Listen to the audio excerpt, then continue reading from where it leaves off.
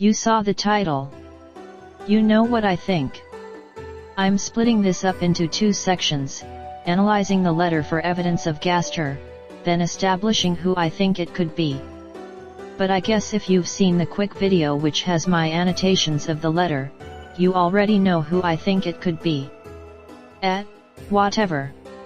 A little backstory for those that don't know what's going on here. I'm quite late to this, so many of you probably will, but it's worth doing this anyway just in case. I believe it was on Valentine's Day itself that the latest Undertale and Deltarune newsletter was released. I also believe it was 44 cards in total that were released, 3 random ones with each newsletter, all from Undertale and Deltarune characters. If anyone's curious, I got Birdly, Undine, and the El Nino and La Nina one. One of these cards is from an unknown author and is very mysterious and different from the others. From what I've seen, we're all in agreement that Gaster wrote this, but I'm doubting this assumption the more I think about it. Cool, context done. When first looking at this letter, I can see why everyone's initial reaction is that this was made by Gaster. For one, there's no character or sprite attached to it, which did happen with one of Alfie's letters, but it's pretty obvious she wrote it anyway. Additionally, the spacing of the sentences is very Gaster. Honestly, before I started reading this, I thought it was Gaster too, purely based on the format. Also, Deltarune is directly referenced. Very out of bounds, very Gaster. Although, here, Deltarune is split into 2 different words, and I'll discuss that later. Furthermore, the recipient of the message is addressed directly, the author waits for a response, and it honestly seems like they're speaking instead of writing. The way this letter isn't even really a letter is also very fourth wall breaking almost. What's stranger is that the letter is illegible until the reader squints with their heart, wingdings perhaps, and the letter disappearing at the end there. As a final small thing, the Happy New Year, or Old Year thing could be referencing Gaster being scattered across time, so he wouldn't have a great concept of it, but I think this is more likely referring to the fact that this newsletter was released over a month after New Year's. Then again, the author may have a perception of real-world time, I guess. So.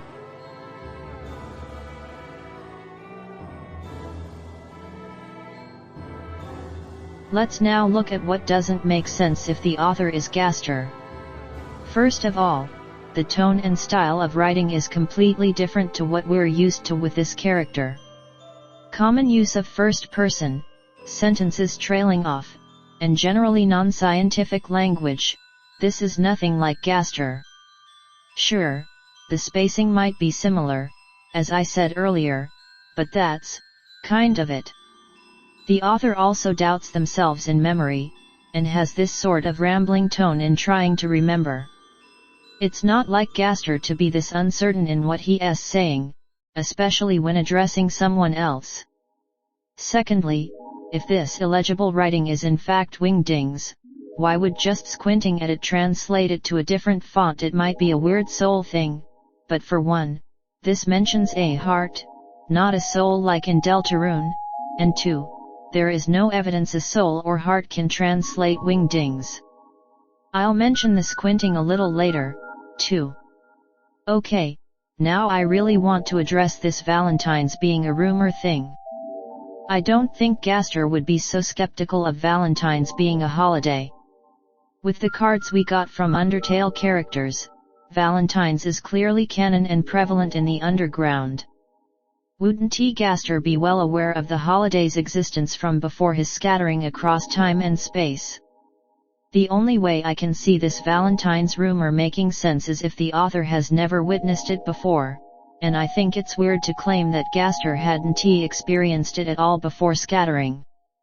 Next, this reference to love, or love I don't know which one, is out of character in my opinion.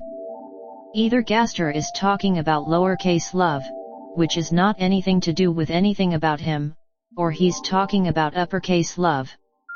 This is obviously more likely, but his experiments were more focused on determination than level of violence. I guess he could be talking about uppercase love, but I don't know. All of this about wanting to help someone. It doesn't make sense if this is Gaster. Like, at all. The only person we know he's wanted to help at any point is King Asgore. Sure, let's assume it's him. Isn't the whole point of this section of the letter to set up this mystery, to have us wonder who this person is that the author wants to help? If it's Asgore, there's no surprise. No mystery. No reason why the letter would have this entire section. This line. This line. It sounds like someone talking about Gaster. When he was scattered, everyone else forgot he existed, not the other way around. This section about forgetting what their goal was doesn't line up with what we know about Gaster's story at all. In fact, it almost seems like the complete opposite. The next line too, "Will you help me?" is contradictory to what we know about Gaster. Sure, he asks for us to participate in his survey program, but he is clearly the one in control, the one pulling the strings. This author needs our help, instead of wanting it. Here as well, where the author is counting on us. Gaster might need the player to participate in the survey, but again, there's a distinction between picking a specific subject for an experiment and needing help to solve a problem, if that makes sense. Finally, the end of the letter message thing. Look at these sprites, the two possible candidates for who Gaster could be. Do you see any legs? So how, pray tell? Could we hear him walk away? Isn't he a blob thing? In headcanons maybe, but still. Neither Mystery Man or Redacted look like they have a clear leg shape, and I can't believe I'm talking about legs for a Deltarune Theory. Okay, it's been 4 pages now. I'm exhausted. Now for who I think it could be. Hey, erase all the possible candidates, before we start eliminating them. Everyone out of bounds, basically. A Gaster follower, I don't think it's relevant which one, the vessel, the angel I guess, or the being lost in Deltarune's code. I'm immediately eliminating the angel, because while they are very mysterious and everything, it's really vague who it actually is. I personally think it's the player, and there's nothing about them wanting to help anyone or having memory issues. I'm also going to eliminate the being in the code, mainly because the writing is different. This letter is in all caps, while the code dialogue isn't, and the fellow in the code seems a lot more distressed than what we're seeing here. Finally, while the Gaster followers seem like viable candidates, they certainly haven't forgotten about Gaster, since that's where we get his backstory from. Their speaking style is also a lot different from this letter, and while they seem like they probably need some sort of help, I don't remember them ever expressing it. Except Goner Kid, I guess, but that's a different thing. This leaves the vessel. While I'm not 100% on this conclusion, I do think it's the most likely based on the information we have so far. Plus, I'm also happy to have anything from this little guy. I may be a tad biased. Right off the bat, we can disregard anything about speaking or writing style, because we've never heard the vessel speak or seen them write. While yes, this could take away evidence, it doesn't go against this character like with others. It doesn't add evidence, but it certainly doesn't take away now, if that makes sense. Also, before anyone says but the vessel has no mouth, how do they speak? Firstly, it's pretty ambiguous as to whether this is writing or speaking anyway. Secondly, that didn't stop the original Star Walker, did it now? I said I'd return to the squinting thing, and here we are. In any form of writing, a letter would be pretty difficult to see in the dark. So if someone is communicating in the dark, what do you do to see better? You squint. Granted, the heart squinting thing doesn't add up, but it doesn't add up in any other context, so I'm discarding it. Oh, poor choice of words. Additionally, that sense of time being skewed.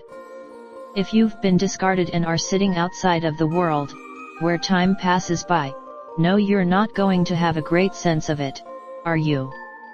Back to Deltarune being spelled as two words, the vessel, had they not been thrown away, would have been the character the player controlled. Therefore, they were most likely going to be the human in the prophecy instead of Chris. I may be stretching, but I can totally see the vessel wanting to keep tabs on how the prophecy is being followed if they were originally part of it. Now, that whole part about wanting to help someone, but forgetting who. Two candidates, either they want to help Gaster, or they want to help the player. In my opinion, both are equally likely, with Gaster most likely creating them to help with the survey program, and their entire purpose before being discarded being to let the player interact with the world of Deltarune.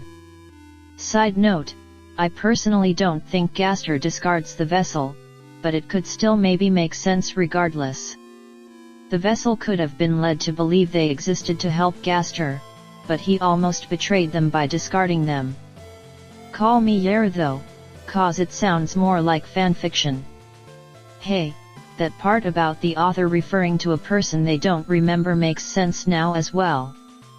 To backtrack a bit because I wrote it out of order, whoops, the vessel being the author would also explain why they view Valentine's Day as a rumor, being outside of both Undertale and Deltarune, which both now have an established Valentine's Day, they never experienced or witnessed it at all. You're not missing out, friend. And finally, why I think the author of this Valentine's Day letter is not Gaster but instead the vessel. They have legs. You choose which ones they get, even. So they can walk away. Wow. Still can't believe I'm theorizing about legs. And there you have it. 7 pages of what could absolutely be me overthinking this. Maybe this is some flashback to Gaster's past, I don't know. Maybe it'll be disproven in the future and then I'll laugh at how silly my own theory was. This is my first attempt at a Deltarune Theory video, so who knows if it'll go well. I do have one more theory video in mind if you are interested. This isn't a theory channel by any means, but you know. I totally understand that there are holes in my theory. Maybe the vessel will never even be an established character and we never see them after the Goner Maker sequence. But theorizing is supposed to be fun, and I definitely had fun rotating this idea around in my head for 3 days straight. I wrote this script in a single day. I'm really passionate about this, regardless of whether I'm correct or not. I'd love to hear other people's interpretations of this pretty obscure piece of lore. Do you agree with me? Do you still think it's Gaster? Is there someone I haven't even considered? And what does this have to do with Deltarune as a whole? I look forward to seeing what other people think. I hope you enjoyed the video, especially since I've never really done anything like this before. This is LentilSoup, finished presenting the, well, call it the Vessel Valentine's Theory. Goodbye.